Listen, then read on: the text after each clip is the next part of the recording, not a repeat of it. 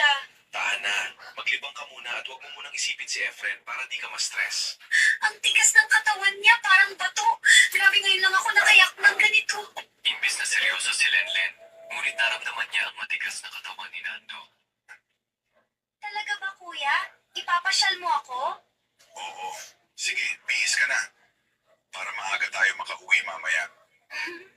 Dinala ni Nando si Len sa mall upang maglibang at hindi muna makapag-isip para sa mister nito. Ni minsan hindi ako nabilhan ng ganito ni Efren. Pero okay lang naman sa akin yun. Gusto mo ba yan, Len? Kapag may gusto ka, bibiling ko para di ka na malungkot. Wag na kuya, nakakahiya. Imbis na makakaipon ka, magagastos mo pa. Ano ka ba naman? Ang pera nakikita yan, ang kaligayahan hindi mabibili ni Numan. Kaya pumili ka na. Sige na nga, yung kwintas na may heart, gusto ko kuya. Magkano ba yan, miss? 18,000 pesos po. Gold-plated po ito. Sige, bilhin ko na. Wow, ang ganda. First time ni Lenlen makatanggap ng ganitong regalo. Ibinili niya pa talaga ako ng ganito. Binili ko ito, Len, para may remembrance ka. Para sa'yo talaga yan. Salamat kuya, may bago akong kwintas.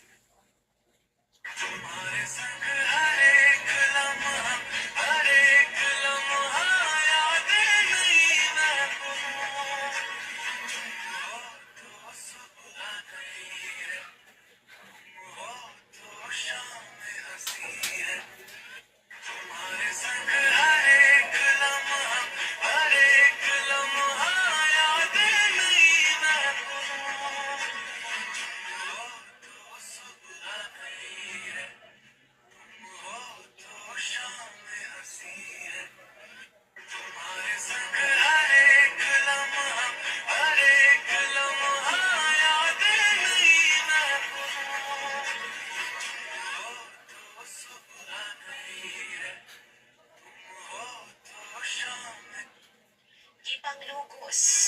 Ang ibuntisan mi sa among kaugalingong amahan. Pero ang kasakit pa jud, kay di gyud mi tuuhan sa among kaugalingon pong inahan. Giingon nga mga ginikanan ni Jay Sang, si Mama Board ng week basta ng week. Si Papa ni Jay Sang, usa siya ka construction worker. Pantay, samtang si Mama, busy kayo siya sa iyang katungdanan sa simbahan. Nagdako mi nga kuwang sa atensyon. Ug iyahang amuma ni Jay Sang, kay lagi, busy man kayo siya sa mga aktibidad sa simbahan. Mga ni masahe ni Jay Sang, na 10 years na